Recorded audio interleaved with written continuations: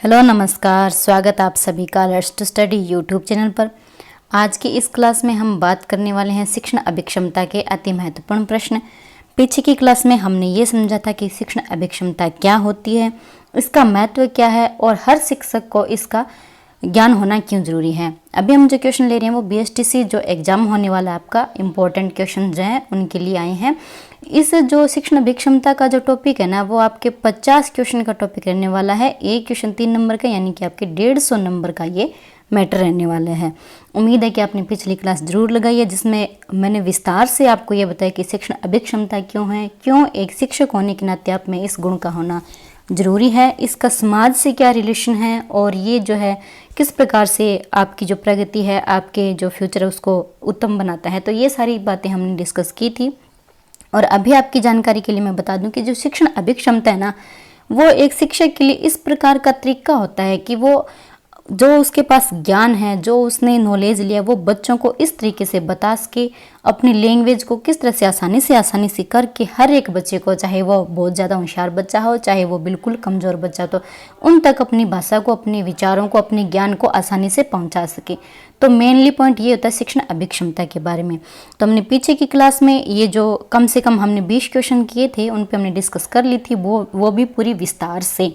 देखिए ये जो टॉपिक है ना वो आपके लिए समझना इसलिए ज़रूरी है, ज़रूरी नहीं है कि आप सिर्फ इन क्वेश्चन आंसर को ही करके क्वेश्चन हल कर सकते हो, लेकिन इसमें मेनली जो बात रहती है ना वो अपने माइंड सेटअप पे रहती है कि हमें इसे समझना ज़रूरी है कि ये जो तरीका अगर हमारे पास आ गया ना तो हम इन क्वेश्चन को अच्छे से कर सकते हैं।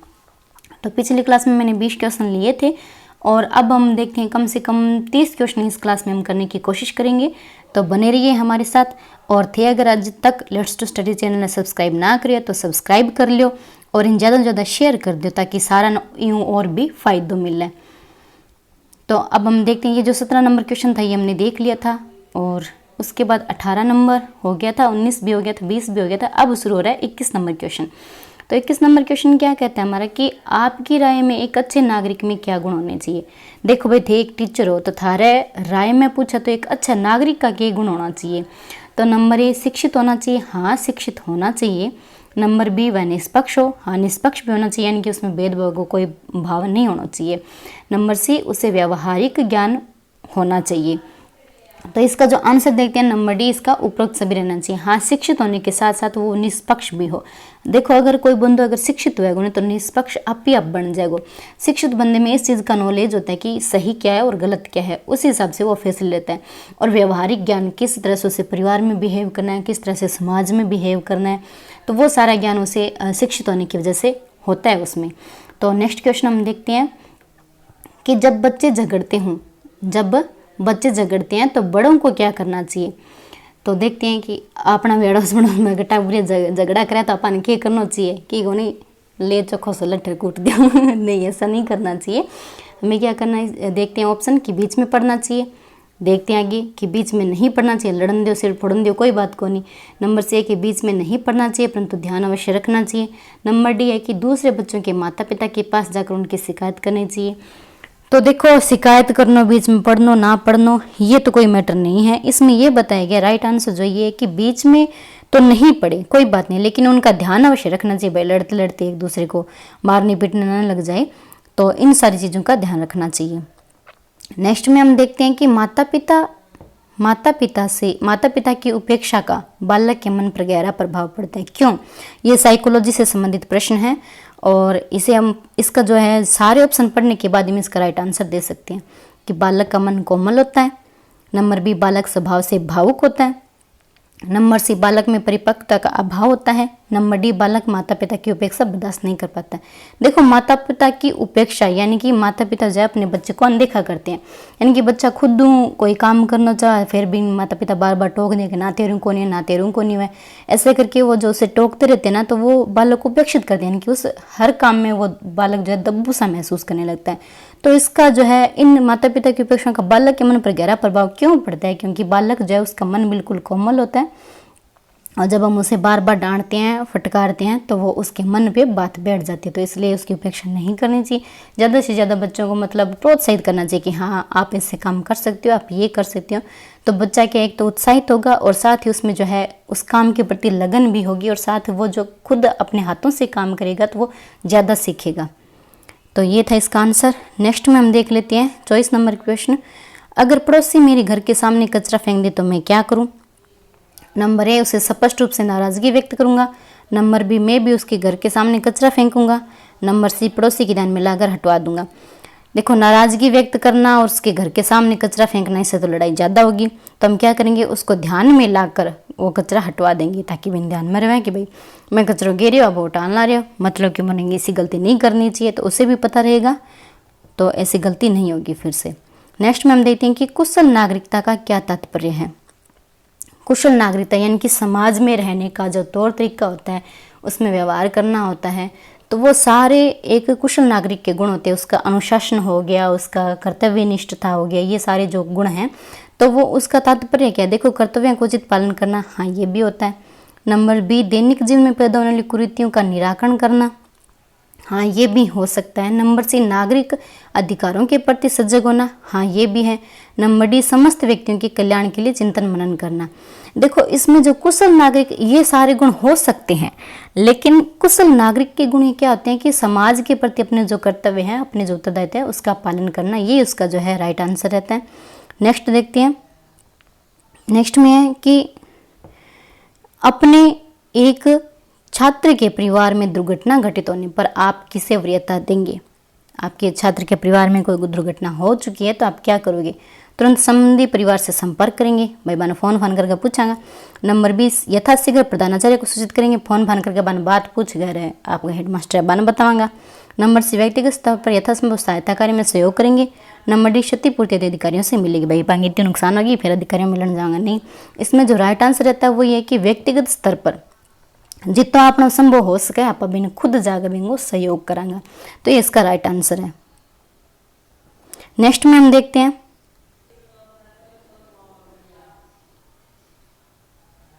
चलिए नेक्स्ट क्वेश्चन है हमारा।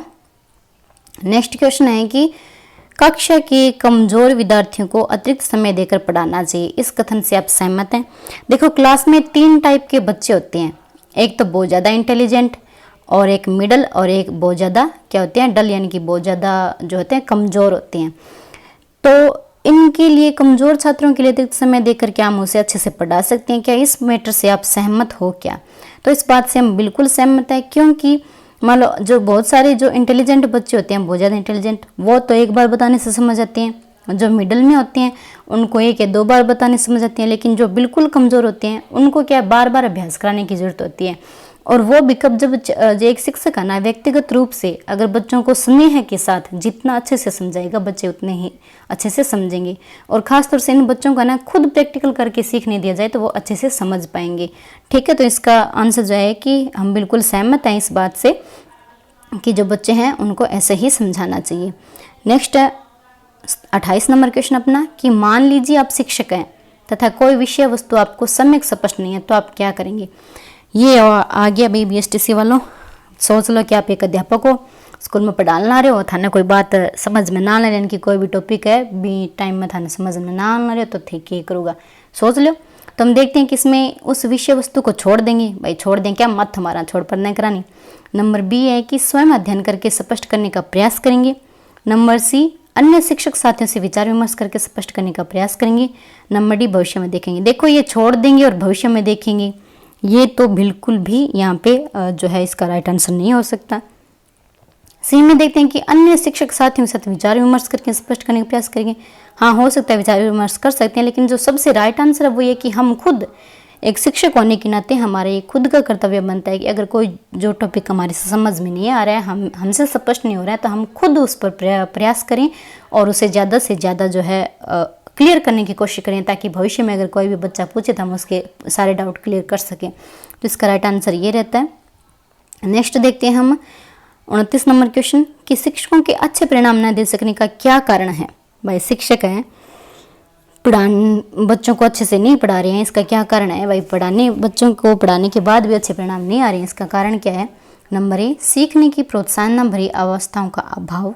नंबर बी शिक्षा प्रणाली। नंबर सी निम्न सामाजिक आर्थिक स्तर के विद्यार्थी। नंबर डी विस्तृत पाठ्यक्रम और दोषपूर्ण पुस्तकें। तो इसका आंसर जो रहता है निम्न सामाजिक आर्थिक स्तर के विद्यार्थी। नेक्स्ट में हम देखते हैं कि ग्रीष्म अवकाश में शिक्षक द्वारा दिए गए गृह कार्य का क्या प्रयोजन होता है। देखो गर्मियों की छुट्टियां में अपन बहुत सारे स्कूल को काम दे दियो जाए नहीं, बहुत औखा होता है, इतना तो काम दे दियो कद खेलांगा, छुट्टियां मिले खेलने खातर। तो इसमें बता रहे हैं कि अगर शिक्षक को बहुत सारा अवकाश कार्यों में बहुत सारे गृह कार्य दे देते बच्चों, तो इसका क्या प्रयोजन रहता है, यानी कि शिक्षकों का क्या उद्देश्य रहता है। अपन क्या पता, आप सोचा मास्टर जी काम दे दियो 3 जान को किया करांगा कद खेलांगा ब माथा 25 हो जाए। तो शिक्षकों का भी एक उद्देश्य रहता है, इसके पीछे क्या उद्देश्य रहता है। एक तो है कि नंबर ए पढ़ने की आदत बनी रहे। नंबर बी शिक्षक का कार्यभार कुछ हल्का हो जाए, बैठा बरखटी करे भूल ना जाए खेल खेल में, आमती फिर बंदों से पढ़ाना पड़े, तो ये है कि शिक्षक का कार्यभार कुछ हल्का हो जाए। नंबर सी है कि छात्र समय नष्ट न करे, टाइम आप ही नष्ट कौन करे, 7 दिन खेलने में रहेगा। नंबर डी माता पिता को परेशान नहीं करे, बहुत सारा काम कर दे वहाँ 7 दिन किताबों पर बैठे रहे, तो टब्बर गर्गामिन भी कौन परेशान करे। तो इसका जो राइट आंसर है ये रहता है कि पढ़ने की आदत बनी रहे। अगर बच्चों को थोड़ा बहुत होमवर्क दिया जाएगा तो वो खुद उस पर प्रैक्टिस करेंगे, एक तो है कि वो भूलेंगे नहीं, खेल खेल में वो उस काम गृह कार्य को होमवर्क को जल्दी से कंप्लीट कर लेंगे, ताकि उनका जो पढ़ाई से ना वो मन विचलित ना हो। भाई एक बच्चा मान लो 1.5 महीने की छुट्टी के बाद स्कूल में जाता है, तो उसका मतलब उसने बुक्स भी नहीं उठाई है, तो उसका क्या मन नहीं लगेगा पढ़ाई में, तो धीरे उसको कुछ होमवर्क मिलेगा ना, तो वो साथ साथ में कुछ सीखता जाएगा, उससे भूलेगा भी नहीं और पढ़ाई से उसका मन भी नहीं उबेगा। नेक्स्ट क्वेश्चन देखते हैं कि गृह कार्यों को प्रतिदिन जांचना आवश्यक है, क्यों। होमवर्क दिया जा रहा है उसको रोजाना क्यों जांचना चाहिए। शिक्षक का अनिवार्य कर्तव्य होता है, इससे छात्र समय पर कार्य करने के लिए बाध्य हो जाते हैं। नंबर सी छात्रों में तात्कालिक अशुद्धियां और त्रुटियां दूर करने के गुण का विकास होता है। नंबर डी शिक्षक के लिए अधिक जांच कार्य एकत्रित नहीं हो पाता है। ये जो ऑप्शन है ये 3 ए बी और डी ये इसमें ठीक नहीं है। इसमें जो राइट आंसर है वो है सी कि छात्र में तात्कालिक अशुद्धियां और त्रुटियां दूर करने के गुण का विकास होता है। प्रतिदिन जांचना, आपने होमवर्क दिया उसको रोजाना जांचना। रोजाना से जांचने से क्या होता है कि मान लो आज बच्चे ने मान लो 4 जो हम देखते हैं एक संख्या 4, इसको लिखने में उसने गलती की, जैसे कि उसने ऐसे लिख दिया, होगी ना गलती। अगर हमने जांच नहीं किया तो उसने आज मान लो ऐसे लिख दिया, कल ऐसे लिख दिया, 5-6 दिन हो गए ऐसे लिख रहा है, फिर उसका क्या हाथ परफेक्ट हो जाएगा, वो इसको ऐसे लिखेगा। तो हम अगर उसको रोजाना जांच करेंगे ना, तो वो उसकी गलतियां हैं जो उसकी त्रुटियां वो हाथों हाथ क्या है सही हो जाएगी, हम उसे सुधार सकते हैं। तो नेक्स्ट क्वेश्चन देखते हैं।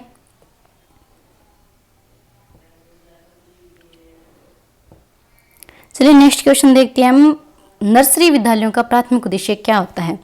जैसे ये जो नर्सरी स्कूल्स खोले जाते हैं, जो प्री प्राइमरी स्कूल होती हैं, इसमें 3, 4 और 5 साल तक के बच्चों को पढ़ाया जाता है, तो उनको खोलने का क्या उद्देश्य होता है।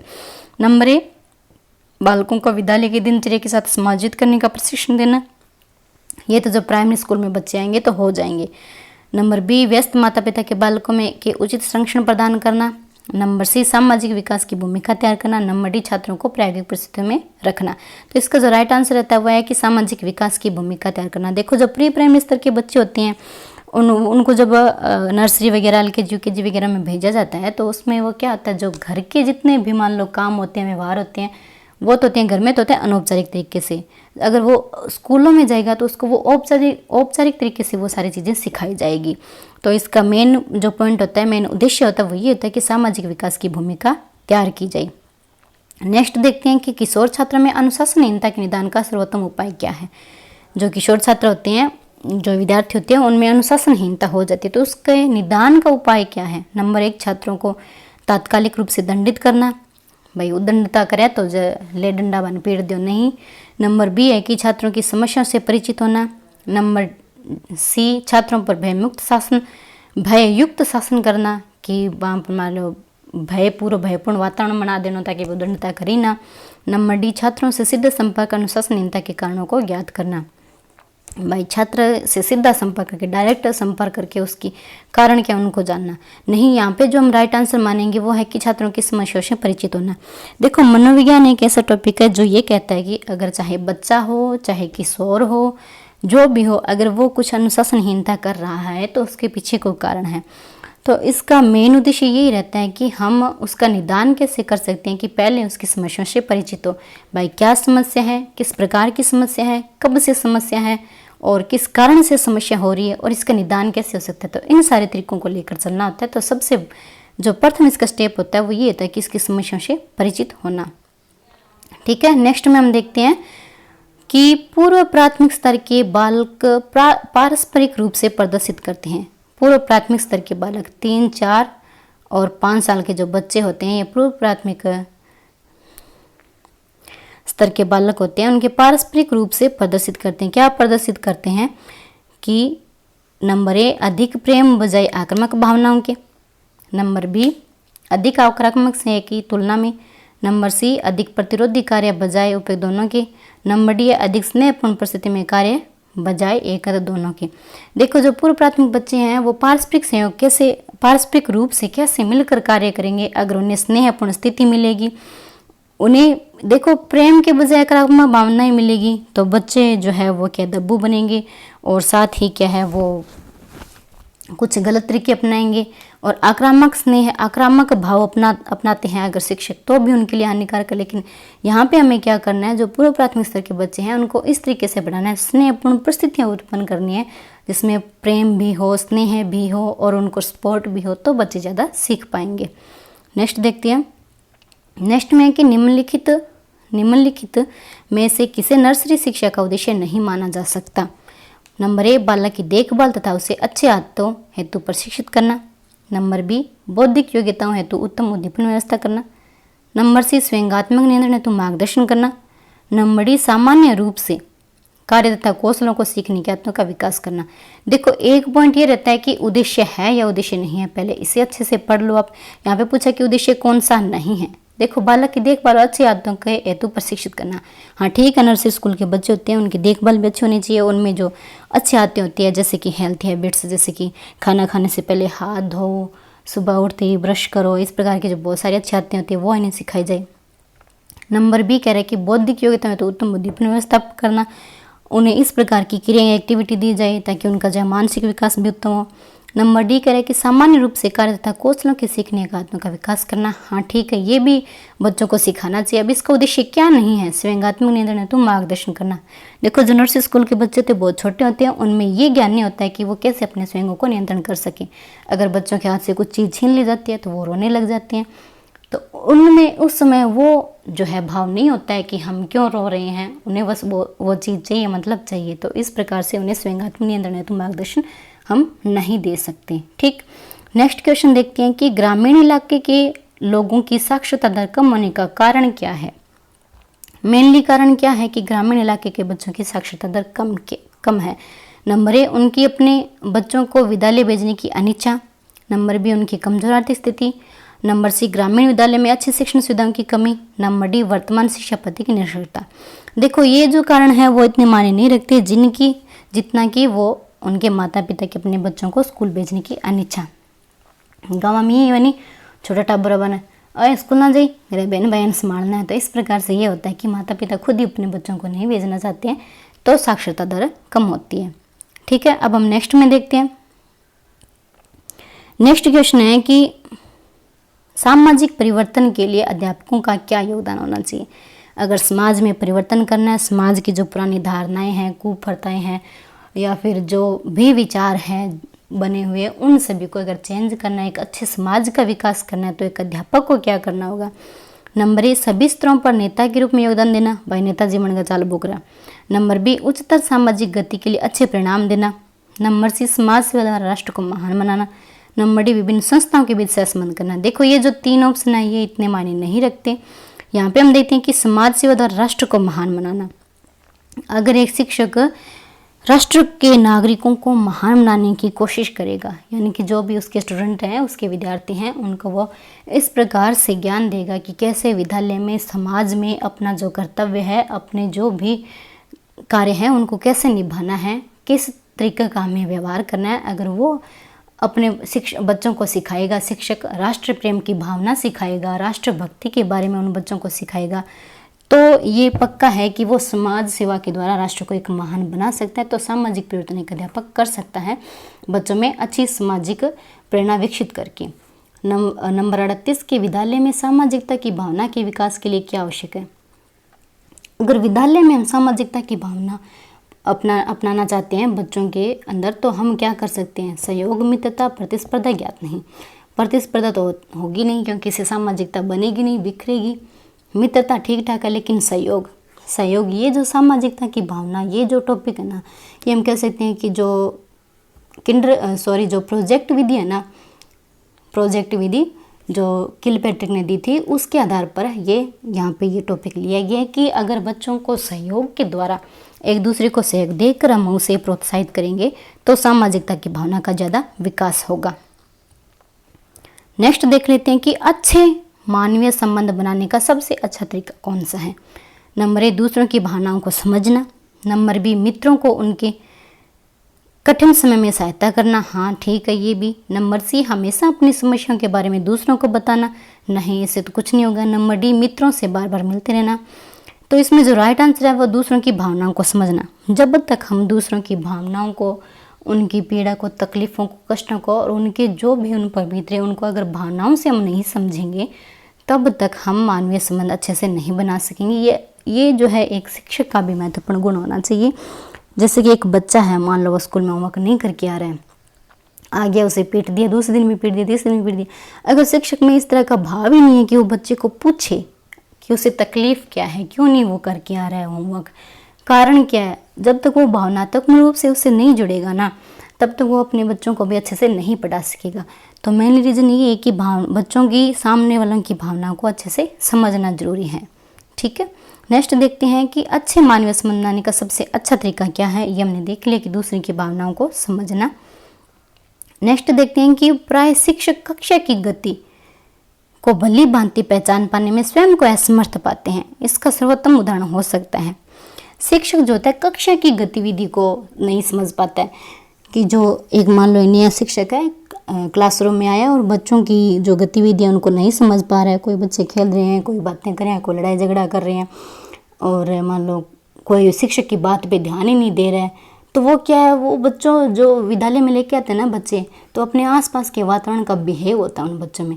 अगर शिक्षक में सामाजिक संवेदना नहीं होगी, यानी कि उसमें ये ज्ञान नहीं होगा कि बच्चे जो है अपने माहौल का जो भी प्रभाव साथ लेके आते हैं, जब तक उसे इस बात का ज्ञान नहीं है वो नहीं समझ पाएगा। तो इसलिए क्या है, शिक्षक में सामाजिक संवेदना अगर शून्य है, सामाजिक रूप से भी व्यवहार करने का जो ज्ञान होता है वो अगर शिक्षक में नहीं है, तो वो कक्षा की गतिविधि को नहीं समझ पाएगा और ना ही छात्रों को कुछ समझा पाएगा। नेक्स्ट देखते हैं हम कि शैक्षिक यात्रा के दौरान बैठने की जगह को लेकर कोई छात्र किसी वृद्ध से झगड़ बैठता क्या करेंगे। आपके स्कूल में एक प्रोग्राम मनाया जा रहा है कि आप बच्चों को घुमाने के लिए लेके जा रहे हैं। वहाँ आप जाते हो तो आपने देखा कि बस में एक बुजुर्ग बैठा था, तो बच्चा उसके साथ बैठने के लिए झगड़ रहा है कि नहीं यहाँ पे मैं बैठूंगा। तो आप उस तरह से, उस स्थिति में एज ए टीचर आप क्या करोगे, तो आप क्या करोगे, उसे समझाएंगे कि बड़े बूढ़ों के प्रति आदर रखना चाहिए। इससे क्या, एक सामाजिकता का भाव बच्चों में हम उसे ज्ञान देंगे सामाजिकता के बारे में। नेक्स्ट देखते हैं कि शिक्षकों की सामाजिक प्रतिष्ठा के ह्रास का प्रमुख कारण क्या है। शिक्षकों की जो सामाजिक प्रतिष्ठा है उसका ह्रास हो रहा है, उसका क्या है, लॉस हो रहा है, तो इसका प्रमुख कारण क्या है। शिक्षक संगठनों में भागीदारी, इससे तो कोई सामाजिक प्रतिष्ठा का ह्रास होगा नहीं। नंबर बी, सामाजिक जीवन पर राजनीति का प्रभाव, इससे भी क्या सामाजिक प्रतिष्ठा लॉस नहीं होगी। नंबर सी, व्यावसायिक निष्ठा में न्यूनता, व्यावसायिक निष्ठा यानी कि टीचर जो है अपने पैशन को व्यवसाय नहीं बना रहा है तो भी इससे सामाजिक प्रतिष्ठा लॉस होगी, नहीं होगी। नंबर डी, जीवन में अर्थ की प्रधानता, अर्थ की प्रधानता यानी कि पढ़ाने के बजाय वो सिर्फ पैसों पर ही ज़्यादा ध्यान दे रहा है, यानी कि उसे सिर्फ अर्थ की ही प्रधानता रहती है, तो यहाँ पे क्या उसके सामाजिक प्रतिष्ठा का लॉस होता है। नेक्स्ट देखते हैं हम कि अपने एक छात्र के परिवार में दुर्घटना घटित होने पर आप किसे वरीयता देंगे। तुरंत परिवार से संपर्क करेंगे। नंबर बी, प्रधानाचार्य को सूचित करेंगे। नंबर सी, व्यक्तिगत स्तर पर सहायता करेंगे। और नंबर डी, क्षतिपूर्ति अधिकारियों से मिलेंगे। तो हम इसमें क्या करेंगे, अगर अपने एक छात्र के परिवार में दुर्घटना हुई तो हम खुद व्यक्तिगत स्तर पर वहां जाके उस समस्या का निरीक्षण करेंगे, यथासंभव हो सके हम क्या सहयोग कर सकते हैं वो हम सहयोग वहाँ पे करेंगे। तो इसका राइट आंसर ये रहने वाला है। नेक्स्ट 45 नंबर की, यदि छात्रावास में कुछ छात्रों के द्वारा कर्मचारियों के साथ मारपीट की जाती है तो छात्रावास अधीक्षक को क्या करना चाहिए। नंबर ए, मान लो आप एक छात्रावास में बच्चे रह रहे हैं और उस वहाँ के कर्मचारी उसके साथ बच्चों की मारपीट हो जाती है, तो एक छात्रावास के अधीक्षक होने के नाते आप क्या करोगे। देखते हैं। नंबर ए, संबंधित छात्रों को निष्कासित कर देंगे, बाजी का जी का लड़ाक पटा बराबर निकाल देगा। नंबर बी, वन दंड देवांगा, यानी कि उन बच्चों को पीटेंगे। नंबर सी है कि संबंधित छात्रों एवं कर्मचारियों से पूछताछ करेंगे और यथोचित समाधान ढूंढना चाहिए, ये भी ठीक है। नंबर डी, संबंधित छात्रों को समझा देना चाहिए। देखो एग्जाम में ये होता है कि ये जो अभिरुचि के और शिक्षण अक्षमता के जो भी क्वेश्चन होते हैं ना, सेम से आपको 2 ऑप्शन मिलते हैं। तो आपके लिए ये जरूरी होता है कि आप पहले चारों ऑप्शन को अच्छे से पढ़ लो। चारों ऑप्शन पढ़ने के बाद आप राइट आंसर दे सकते हो। देखो इसमें जो राइट आंसर है वो है कि संबंधित छात्रों और कर्मचारियों से पूछताछ करेंगे और उसका यथोचित समाधान ढूंढेंगे। तो ये यहाँ पे इसका राइट आंसर रहता है। और आपके लिए एक बार फिर बता दूं कि एग्जाम में ये जरूरी होता है कि आप चारों ऑप्शन को ध्यान से पढ़ो। कम से कम 2 ऑप्शन ऐसे होते हैं जिनका सेम आंसर रहता है, फिर उनको ध्यान से पढ़ने के बाद हम राइट आंसर पर आ जाते हैं। नेक्स्ट में देखते हैं कि यदि आपकी प्रयोगशाला से चपरासी कोई सामान चुरा कर ले जाता है तो आप उसे देख लेंगे तो आप क्या करोगे। भाई आपकी जो प्रयोगशाला है उससे क्या है, एक चपरासी है सामान उठा के लिए जा रहे हैं, तो आप क्या करोगे, शिकायत कर देंगे प्रधानाचार्य से, भविष्य में ऐसा न करने के लिए समझाएंगे। नंबर सी, उससे छीन लेंगे और पिटाई कर देंगे। नंबर डी, इसकी वेतन जो उसको मिल रहा है उसको रुकवा देंगे। नहीं, इसमें हम क्या करेंगे, पहले उसे समझाएंगे। देखो कोई भी अगर कोई बात है, चाहे वो छात्र मान लो पढ़ने में ध्यान नहीं लगा रहा है, होमवर्क नहीं करके आ रहा है, या फिर वो चोरी भी कर रहा है, या फिर वो मतलब क्लास में लड़ाई कर रहा है, तो हर एक टीचर का पहला स्टेप ये रहता है कि हम उसे समझाएंगे, उसका कारण जानेंगे, उसके बाद हम आगे का कोई डिसीजन लेंगे। तो इसमें ये चपरासी अगर सामान लेके जा रहा है तो हम क्या करेंगे, पहले उसे समझाएंगे कि आपको ऐसा नहीं करना चाहिए। समझने पे मान जाए तो ठीक है, नहीं वहाँ पर तरीका अपनाना पड़ेगा। नेक्स्ट क्वेश्चन है कि आजकल छात्रों में सामाजिकता के विकास का दायित्व भी विद्यालयों पर आ गया, इसका कारण क्या है। देखो सामाजिकता का भाव बच्चों में कैसे आता है, अगर वो परिवार में रहेगा, समाज में रहेगा, समाज के लोगों के साथ बातचीत करेगा, अपने पड़ोसी बच्चों के साथ खेलेगा, उनके साथ बहुत सारे कार्य करेगा, तो क्या उसमें सामाजिकता का भाव पैदा होगा। अब आजकल क्या हो रहा है कि परिवार क्या है, बहुत एकाकी हो रहे हैं, माता पिता और बच्चे, उन्हें ना ही तो दादा दादी के भाव पता है, ना ही पड़ोसियों के भाव पता है। तो ये जो है सारा काम जो है विद्यालय पर आ गया है। तो विद्यालय में सामाजिकता का भाव पैदा करना ये एक जरूरी महत्वपूर्ण बिंदु बन गया विद्यालयों के लिए, कि वो बच्चों में इस तरह के मान लो प्रोजेक्ट दे बच्चों को, जिसमें बच्चे मिलकर काम करें, एक दूसरे के सहयोग से सीखें, उनमें प्रतिस्पर्धा की भी भावना हो, उनमें सहयोग की भी भावना हो, उनमें स्नेह की भी भावना हो। तो ये सारा काम विद्यालयों पर क्यों आ गया है, क्योंकि जो परिवार है ना वो क्या है, बिल्कुल एकांकी हो गए हैं। तो इसका राइट आंसर है। नेक्स्ट हम देखते हैं कि यदि आप एक शिक्षक के रूप में अपने छात्रों के लिए योग्य सम्मान की भावना रखते हैं तो आपके विचार में इसकी अनुभूति का कारण क्या है। आप एक शिक्षक हो और आप अपने छात्रों से ये अपेक्षा रखते हो कि वो आपका सम्मान करें और आपकी कही हुई बातों को माने, आपकी रिस्पेक्ट करें। तो इसका क्या कारण हो सकता है कि आपकी प्रभुसत्ता और मधुर व्यवहार की उपेक्षा। अगर आप ये चाहते हो ना कि आपके छात्र आपका सम्मान करें, आपके साथ घुल मिल के रहें, आपका कहा माने, तो ये भी इम्पोर्टेंट है कि आपका व्यवहार भी मधुर होना चाहिए, तभी आप जो है बच्चों से रिस्पेक्ट ले सकते हो। नेक्स्ट क्वेश्चन हम देखते हैं कि राष्ट्रीय प्रजातंत्र का अनुसरण करने वाले श्रेष्ठ नागरिकों के निर्माण की कुंजी है। राष्ट्रीय प्रजातंत्र का अनुसरण करने वाले श्रेष्ठ नागरिकों के निर्माण की कुंजी क्या है। नंबर ए, छात्र विद्यालय के नियमों कानूनों का अनुसरण करेंगे तो वह क्या श्रेष्ठ नागरिक बनेंगे। नंबर बी, विद्यालय छात्रों की उत्कृष्ट शक्तियों को विकसित करें तो ही वह श्रेष्ठ नागरिक बन सकते हैं, ये भी नहीं है। नंबर सी, कि विद्यालय जब प्रजातांत्रिक पद्धति के क्रियान्वयन पर बल दे। नंबर डी, विद्यालय छात्रों के व्यक्तित्व निर्माण के लिए प्रयास करें। देखो यहाँ पर ये जो तीनों ऑप्शन है राइट लग रहे हैं, लेकिन सबसे बड़ी जो इसमें राइट आंसर वो है कि प्रजातांत्रिक पद्धति, यानी कि जो सहयोग की पद्धति है, बच्चे घुल मिलकर एक दूसरे के सहयोग से साथ जो काम करेंगे, प्रजातांत्रिक भावना का विकास करेंगे। बच्चा अपने सवाल पूछने के लिए वहाँ पर क्या है फ्री हो, वो सवाल पूछ सकता है, सवालों के आंसर दे सकता है, बोर्ड पर काम करने के लिए बच्चे को प्रोत्साहित कर सकते हैं। अगर इस तरह के व्यवहार हम बच्चों में अपनाएंगे तो ही क्या राष्ट्रीय प्रजातंत्र का अनुसरण करने का जो भाव है, श्रेष्ठ नागरिक बनने का भाव बच्चों में आएगा।